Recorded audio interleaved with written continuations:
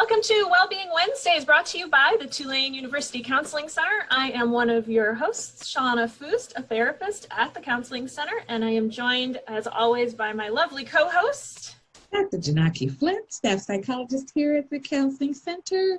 And we are joined today by Ryan Judd. He is a staff therapist here at the Counseling Center, as well as our international student advocate. So thank you for joining us today, Ryan. We are pleased to have you today and to hear what you have to share with us. You're very welcome. I'm also super happy to be here. Great to have you. Ryan, tell us a little bit about how you've come into this role as our international student advocate. Yeah, I am super excited about my new position as international student advocate at the Counseling Center. I have worked with international students before. It's a population that I love working with. We have such a diverse, thriving international student community here at Tulane. It's really a privilege to be able to work with them. And then, my own personal background. So I was an international student at various points in my life. I was an exchange student at a university in Taiwan for a while. And then I also studied abroad and spent some time in China as an international student and did a Fulbright scholarship in China for a year doing research. And I was affiliated with the university there. So I understand a little bit about the struggles that our international students face and some of the barriers that they face being in a different country, a different culture, different environment. And so I try to bring some of that experience and knowledge with me when I work with international students here at Tulane. Awesome. We're lucky to have you. Awesome. Yes. I was also an international student, so I understand that. Yeah, so good. Absolutely. Yeah, it's a unique set of circumstances. So I'm excited about what you have to bring to us today. Yeah, why don't we go ahead and get started? I know you have a little bit of a slide deck to show us and some things to talk about. So let's do that.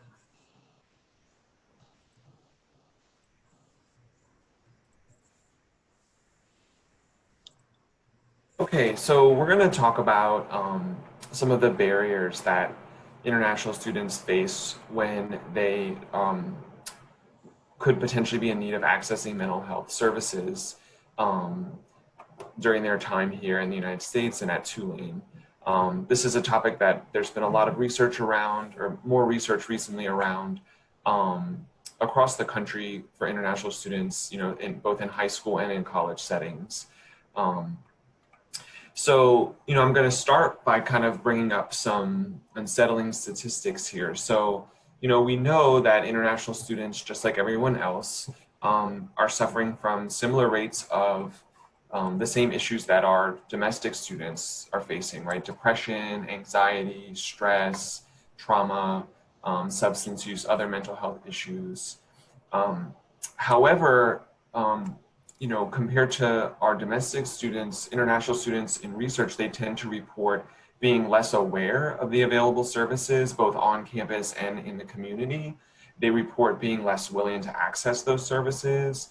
And in fact, the numbers show that they do access these services and they do utilize these services less than domestic students do, right? And so why is this? This is such an important question, because when we're talking about things like depression and anxiety and trauma and substance use, having access to these services is of the utmost importance, and sometimes it's life and death. And so we really need to understand, why this is happening and what we can do about it.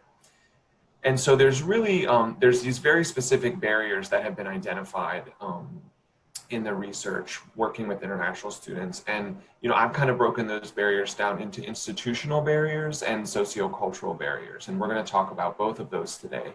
And we're also going to talk about not just what they are, but how we can kind of overcome those and break those down to meet our students where they're at right now. On top of those barriers to access, there's also a whole nother layer of, additional challenges and stresses that international students face just by the fact that they are international students. Kind of what I think, Jinaki and I were referring to earlier is that there's acculturation stress, there are language barriers, the fact that you're so far away from home, physically distant from family and support networks, and then of course these issues of racism and xenophobia.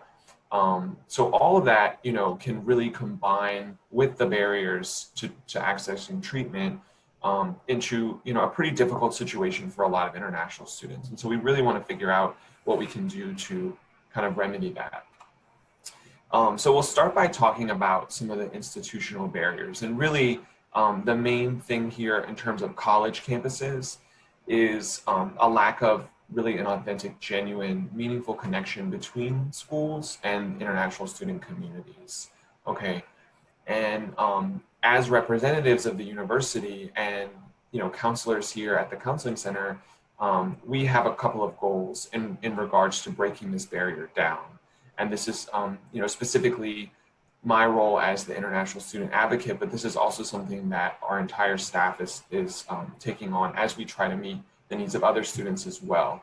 And so we're really trying to commit to consistent communication of the services that are available to students. And that's not just our office, but also all of the partner offices we work with, the Office of International Students and Scholars, Student Affairs, the Student Health Center. We really want to try and get the message out about our services, what's available, what they are, as frequently and consistently as possible. We really want to build relationships with international student communities, different international student community groups, based on region or interest or academic status, right? We want to build a relationship built on trust, responsiveness to changing needs, and really integrating that real-time feedback that students give us about what it is, because their needs are changing, right? This isn't a static community. We've seen that this year with things that have happened with the US government and putting international students at risk, really targeting them in some really harmful ways. And so we know that your needs are always changing, and we are trying to be as responsive as possible. That's our commitment to you, right? And then, the other piece is about really educating students on, what these services are, why they're useful, why they can be helpful, and trying to really give students some information about why you might access these services, when you can access them, how you can do that. All of that we're going to talk more about. So moving on to some of the sociocultural barriers, and these really, I think, are where we have a lot of work to do with our students. We know that every student is different, every person is unique and different, right? And then on top of that, we have nationalities and ethnicities and cultures and all of these different things at play. And so everyone coming into, an understanding of what they're experiencing, whether that's distress or, anxiety, whatever that be, right? There's going to be, we understand our situation through a lot of these cultural and social lenses, and, from the communities we were born into and the way that they understand these things, right? So we have to really address certain cultural beliefs about mental health and mental health treatment within these communities, and try to understand the way that our students are understanding what's happening to them, right? And listen to them and to that cultural wisdom and that cultural knowledge. There are very real cultural differences in understanding what it is that you're experiencing, how to cope with that, and how to treat that, right? There can also be a lot of fear about the potential consequences of seeking treatment, a lot of misunderstanding about, what could happen if you do decide to seek treatment, right? Will there be some kind of retaliation by the university, or will it affect your immigration status? Will your advisor know about this? Will your department know about this? So there's a lot of, and this is, these fears aren't necessarily unjustified, right? This is probably coming from some very real experiences that have happened in the past, but we do want to clear some of that up as much as we can. There's also, just general misunderstandings about, what mental illness is, what it looks like, and what it means for people, experiencing that. And then, of course, there's always the social stigma around mental health and treatment, which exists in our own culture here in the United States, that this is an ongoing battle that we're all fighting at the counseling center and in the field of mental health and in healthcare in general, is trying to remove some of the social stigma and break this down. So we have all these different layers, as you can see, that are at play here affecting students. And so what I'm going to do next is just kind of talk about a few of the most common kind of misunderstandings or misconceptions about mental health and mental health treatment, and hopefully break some of that down for us. So the common misunderstanding number one, right, and we see this with domestic students too. This isn't just an international student thing, but sometimes there's a belief that stress and anxiety are normal and that I should just learn to deal with them on my own, right? That this is my problem. It's not something I need to get help for. It's something I just need to buck up and deal with it, right? So why is this a myth, right? How can we kind of like nuance this a little bit, right? So it's true that some degree of stress and anxiety are normal, right? It's probably impossible to, expect that you're never going to feel anxiety, you're never going to feel stressed out, especially being in college, right? There's a lot of work to do, a lot of expectations, deadlines, projects. However, too much stress, too much anxiety ends up really being detrimental to your physical, mental, and emotional health. It can also affect your relationships with other people. It can affect your performance in school, right? So if your goal is to do as well as possible in school, getting some help to better manage your stress and anxiety, to learn how to reduce stress and anxiety, can end up really enhancing your performance in school, right? It's really common for students to struggle with feeling overwhelmed by stress and anxiety, but getting help through individual or group therapy, some of the services we offer that we're going to talk about, is really an excellent way to cope with that stress and anxiety. We have so much training around these issues because we see it's so common with students. And so please, if you are dealing with this, come to the counseling center. We will get you set up and we will get you some help with managing stress and anxiety. Yeah, and you don't have to deal. Oh, go ahead. One thing I often say to folks is, yeah, some stress and anxiety is normal, but is it impacting your functioning, right? Is it impacting your sleep, your appetite, your relationships, And that's one way to start to gauge, like, is it outside that realm of normal, and can we help you get it back into kind of the normal bell curve of the anxiety we might expect? Excellent. Yeah, that's an excellent point, right? Ask yourself, how is this affecting you, right? What's being affected? And if you, like Shawna said, if you notice that it's, sleep or eating or the way you're feeling emotionally, then that's maybe a cue that it's time to reach out and get some help. You don't have to deal with this alone. We're here to help you. Reaching out for help doesn't mean that you're weak or sick or broken, or that there's something wrong with you, right? Sometimes there are these cultural beliefs that you access services or you need counseling or something, it means there's something wrong with you, right? But this is so completely normal. This is something that happens to everyone at different points in our lives. And, it doesn't mean there's anything wrong with you. It means that you're really smart because you knew to reach out for help and get this taken care of. The second misunderstanding that we see a lot is if I access services like counseling or psychiatry, my advisor or my department will find out about it. And the university might also know, and somehow my visa status is going to be compromised, right? This is something that we hear a lot from international students. It's a belief that they have that they don't want to access services because of who might find out and what might happen if, that might be because of the situation in your home country where that is a thing that might happen, or it might be just, a misunderstanding or something you heard from someone else. But we're here to tell you that accessing mental health services through the counseling center is 100% confidential. That means that no other department on campus will know or have access to those records. Your privacy is protected by law. There are laws in this country that protect confidentiality and privacy around mental health treatment.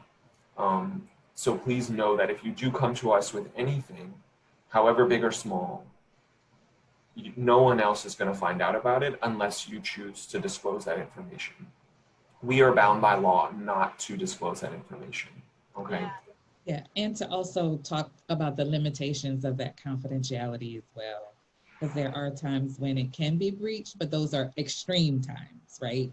If you are, have intent, means, or a plan for suicide or homicide, because that's important to know too, so that people don't have a sense that, okay, it's everything I'm doing. And then understanding that it's not if you just say, I've been having suicidal thoughts, right?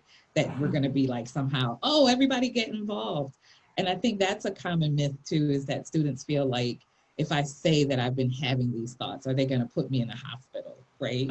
But there is a lot of context with that. And so, and we're trained as counselors and therapists to be able to to be able to work with you and to know when you're really in trouble and your safety's in jeopardy, as opposed to you've just been feeling depressed and you're having these thoughts as a result of that.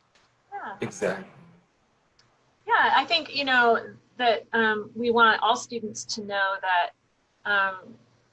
this is the training that therapists have, right? That we, the training and the laws and ethics that we follow are bigger than Tulane.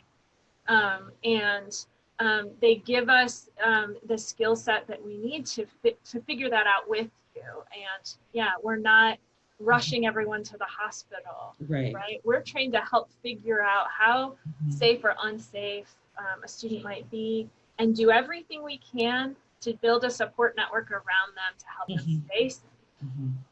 And part of that is that trust that we have in this confidential environment. Yeah.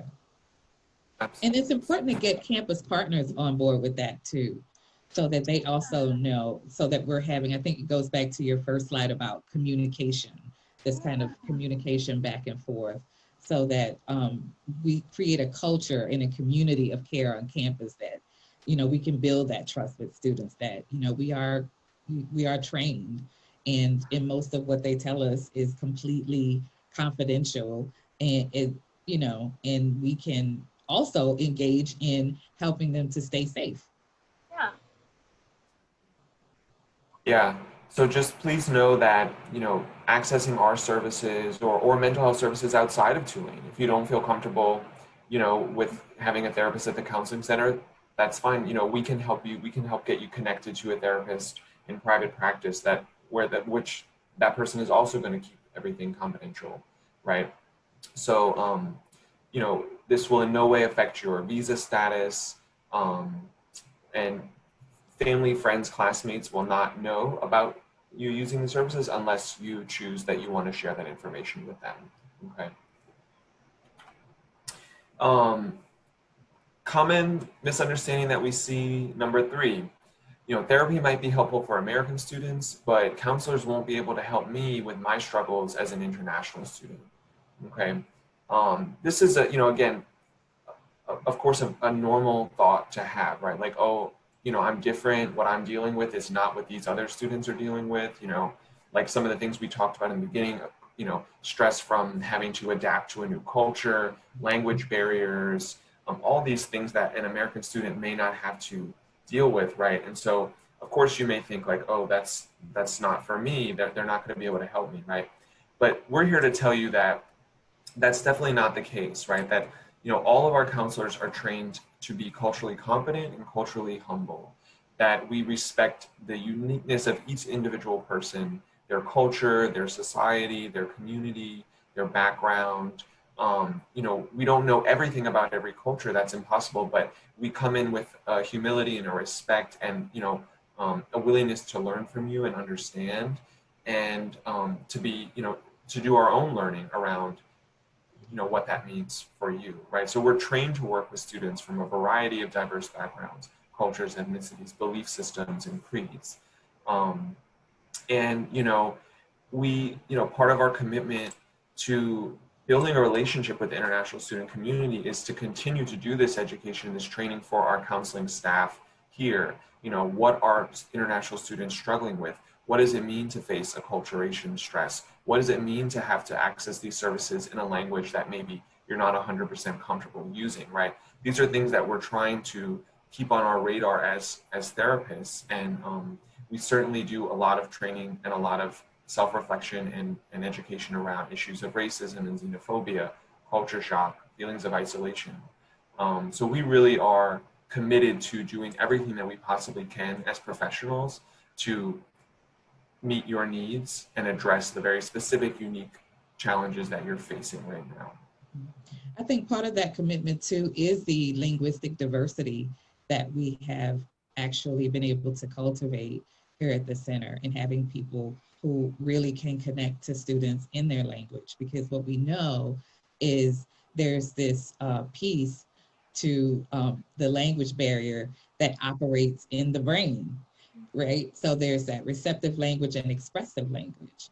So every day you have to, your output language, which is that expressive language, right? That's calling on your brain to do something, right? So you have to translate it, then say it, right? And then the receptive language, you have to translate it back in. And that is exhausting. That will wear out your prefrontal cortex. And so by the end of the day, if you're doing that all day in the classroom with people you're speaking to, you're going to be pretty tired and wiped out. And sometimes people think about that as like, I'm so tired, now I'm not motivated. And that starts to lead to depression and all these other things.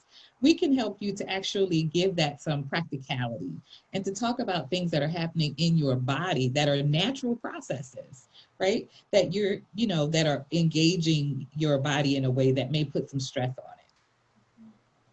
I love that. I love that. And in addition to, you have it here on the slide, Ryan, you know, we have clinicians who speak Chinese, Arabic, Spanish, German.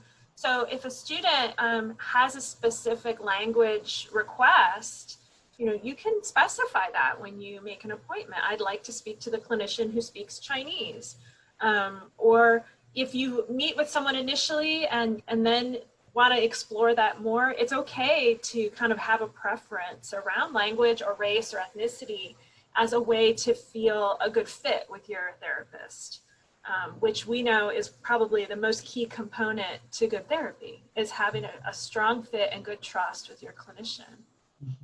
Absolutely. I'm so glad you brought that up because, you know, if you do come to access our services, we want you to feel empowered and comfortable to say what it is that you feel that you need. If that's working with a woman, if that's working with a man, working with a person of color, working with someone who speaks your language, if that's available, right? Like, we want you to feel empowered and comfortable to say, this is what I need. Please, can you make this happen for me? And we are going to do everything that we can to get that for you. Right. And also respect that you may not want that or need that too. Yeah, absolutely. We won't make any assumptions about your, you know, maybe wanting someone from a similar background, because not everyone does. But Yeah. that is an excellent point, Ryan. Yep. Okay. And then common misunderstanding number 4. If my friends and classmates find out that I'm in therapy, they'll judge me, they'll think there's something wrong with me, and ultimately they'll want to avoid me. This is something that I can say, and I know Jinaki and Shawna will back me up. This is something that a lot of American students have a belief in. This is going back to that social stigma that exists around mental health that is very common here in the United States that we're still trying so hard to break down.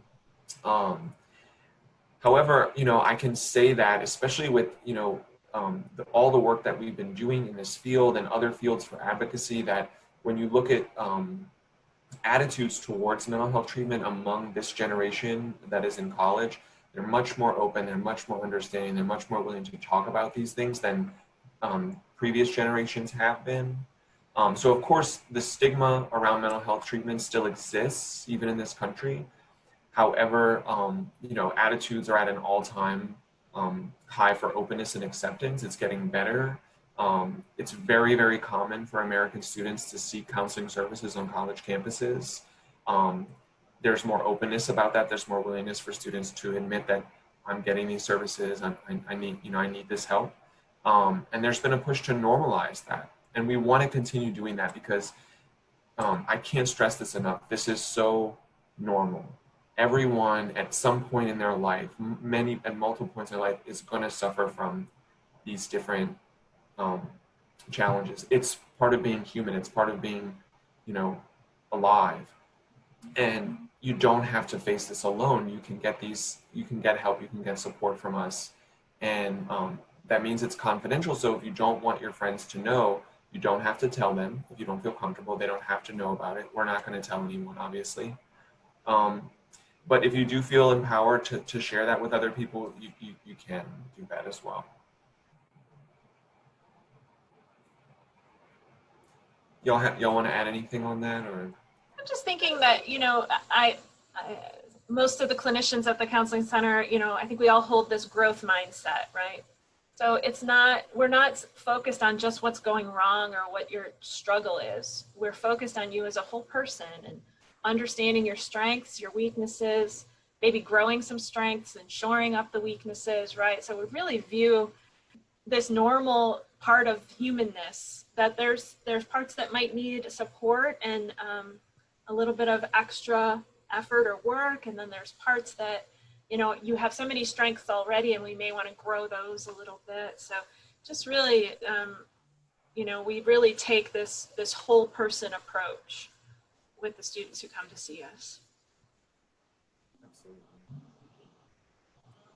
Yes. So let's talk a little bit about, you know, so we've talked a lot about the different barriers and some common misunderstandings that get in the way of accessing services.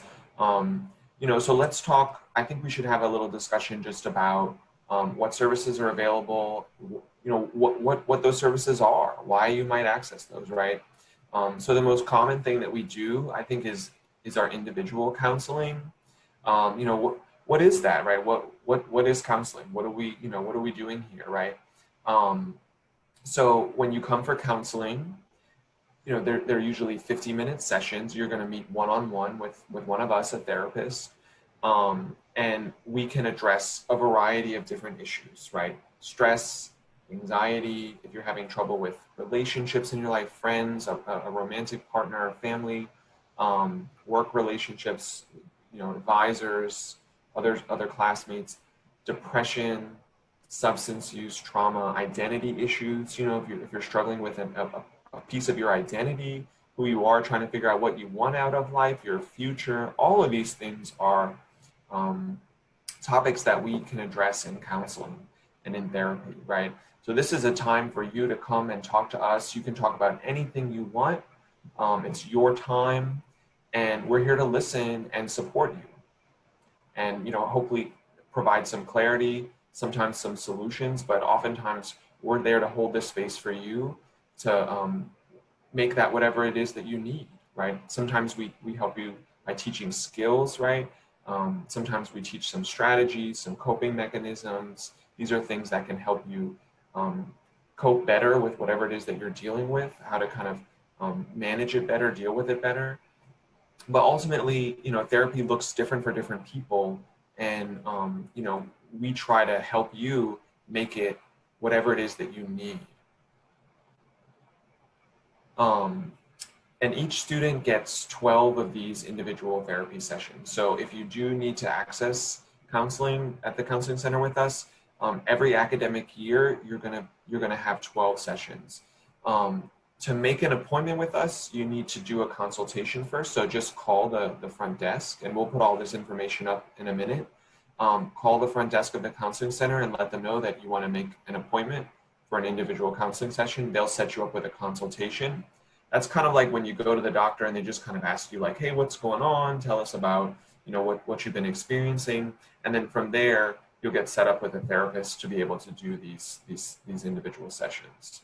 And those consultation appointments now happen on the same day, generally. So if you call us in the morning and say, hey, I'd like to look into having individual counseling, you're going to get the opportunity to meet with somebody that very same day. And we do it via Zoom so that everybody is safe and we can see each other's faces without masks, because there's a lot that we observe as therapists. So, you know, you don't have to wait. It's a service you can really begin the process for today if you want to. Absolutely. And then the other, the other really great service that we have is group counseling. Group counseling is similar but also different to individual counseling. So obviously you're doing this in a group setting with other people. However, there are different types. We've kind of broken this down into different types of groups to meet different needs and to, you know, for different students with different needs and different styles, different likes and dislikes, right? So we have skill groups, and those groups kind of take the form more of like a workshop or a seminar, almost like a class where you're learning some very concrete skills and knowledge and information about how to cope with different things. For example, anxiety management. We have a group that's around anxiety and stress, where you're going to learn very specific skills on how to reduce stress and anxiety. We have a couple different types of mindfulness groups.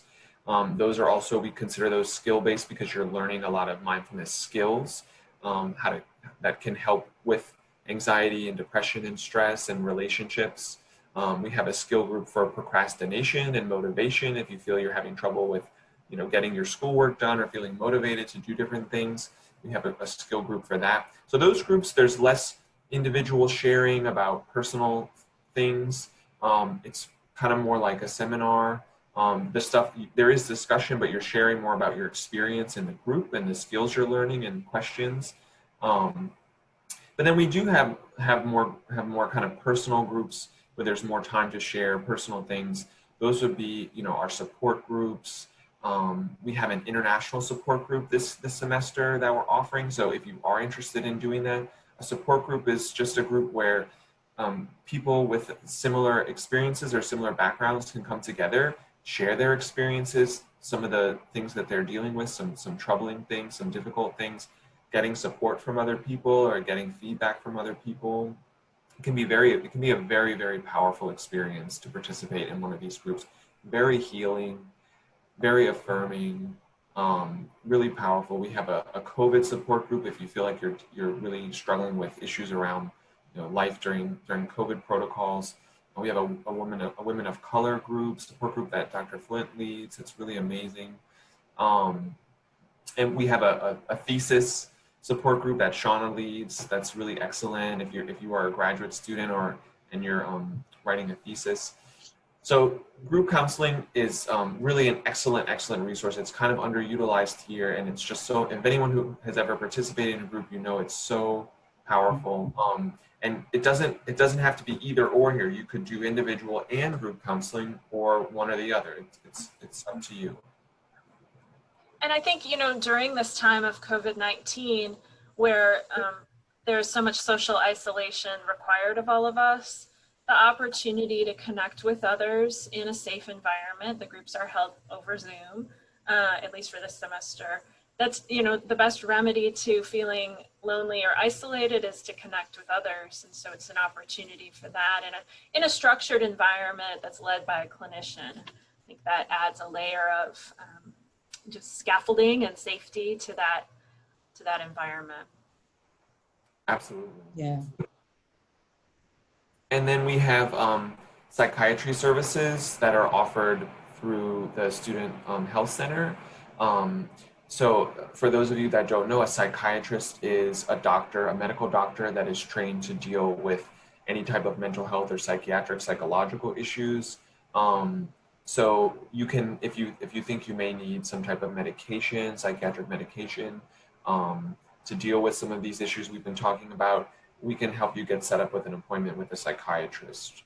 Okay, they can prescribe new medication, or if you're currently taking a medication, they can help you with medication management as well. So please keep that in mind. And then the other thing that I just want to touch on that is not on here real quick is just our crisis services, reminding people that if you are feeling like you're in a crisis, if there's an emergency, if you're feeling really, really low and really bad, whether or not you're in counseling, doesn't matter, call that day. If it's Monday through Friday, if our offices are open 9 to 5, Monday through Friday, call the front desk and let them know that you are having a mental health emergency or that you're in crisis, you need to speak to someone, and we will make sure that you get seen that day. If it's after hours, if it's after 4 o'clock Monday through Friday or on the weekend, we have the line, which is a hotline that's available 24/7. It's always staffed by a mental health professional. You can call the line, you can text the line. It's free. As a Tulane student, you can access it. So please remember these services. Please use them if you need them. We want to make it very clear that we're here for you, that we want to help, and please take advantage of these services if you need them. Absolutely. The number for the line, I just want to give it so that if anyone's wanting to jot that down, is 504-264-6074. And we will add that into the description of this video so that students can see that. And and put that in their phones. That's what I usually tell students to do. Just put it in your phone, then you have it if you need it. Absolutely. And I think that is all I have. And I think there's there's a final slide where we're going to just put up some information. Yeah, go ahead and unshare your screen, Ryan, if you would. I mean, this is so helpful, and I think, so much of what you've talked about really applies to every student. There's some specific barriers to our international students, but I think anyone in our community can benefit from hearing this information and trying to break some of those myths about accessing mental health support. And hopefully that will resonate for our students. Absolutely. I wanted to say here too that that we're talking about students being able to come to us and how we're open and we're providing this community of care and creating what I call an atmosphere of care as well. But also to our campus partners who may be listening to this. Ask your international students how they're doing. Connect with them in that way. Oftentimes, I mean, in the research supports this, that oftentimes students are really struggling, and sometimes all it takes is someone to reach out a hand and say, hey, how are you? Right? Or to be able to notice something unusual or off, or maybe that student is having struggles with, maybe their dress is a little more disheveled, maybe they're a little more quiet, maybe they've been missing class or something like that. But just to be able to say, hey, I see you, changes the whole perspective sometimes. So I just wanted to step in and say that, because oftentimes students may not come to you with what's happening, because oftentimes they may be even culturally socialized for emotional inhibition as opposed to expression, right? So it is up to us sometimes to just stop and say, hey, are you okay? Yeah, trust your instincts. If there's been something that's happened in the news recently that you think could have an impact on them, like when our government issues. That's where I was going with this, is that, to be, especially, even in the time of COVID-19, there's a lot, we think of this because we live here, that is kind of like a thing for us, but everyone who lives here there's a thing, right? And our bodies are responding to it.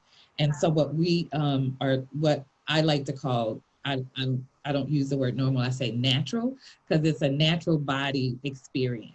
It's natural body's reaction and response to some real stressors out here.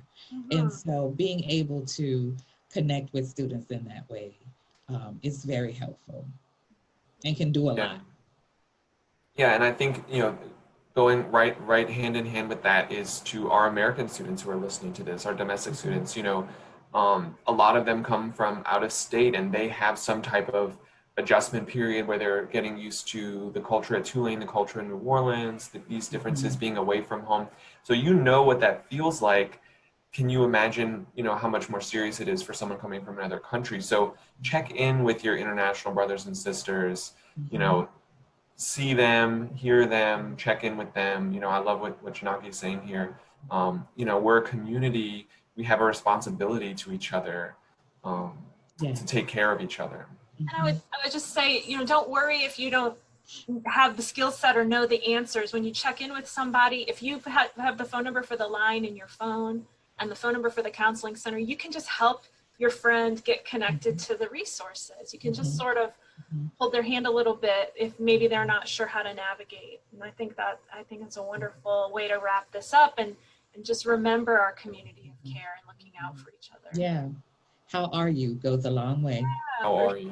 I'm going to share my screen for just a minute so that we can get those resources at the counseling center available and visible for everybody.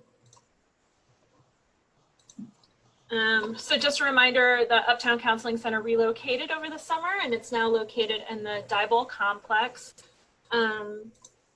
And we have some expanded hours. So we know that for some students, it's not always possible to have an appointment during regular business hours. So we've extended our hours now, and we're open until 7 p.m. Monday through Thursday. So if you're a really busy student or you're working and you're a student and you don't feel like you can fit counseling into your day, you may be able to access us during these evening hours. And that's just another way we're trying to make ourselves as available as possible to our community.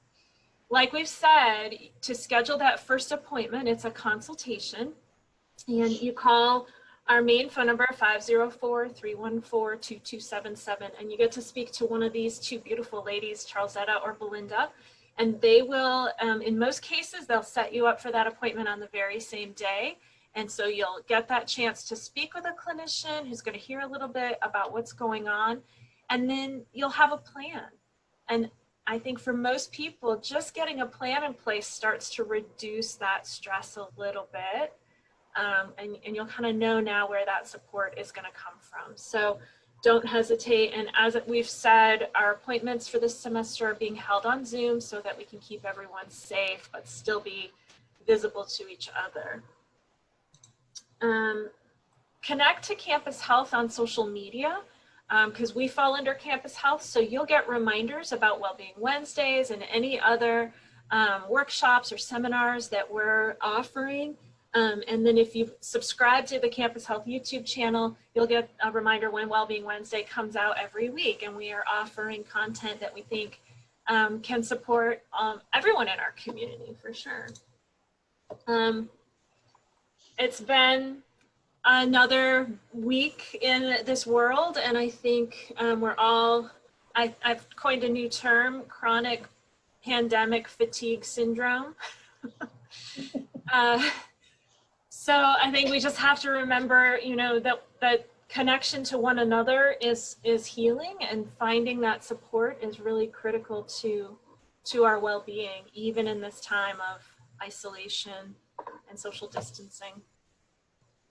So Ryan, thanks. Especially in this time. Yeah, especially even more.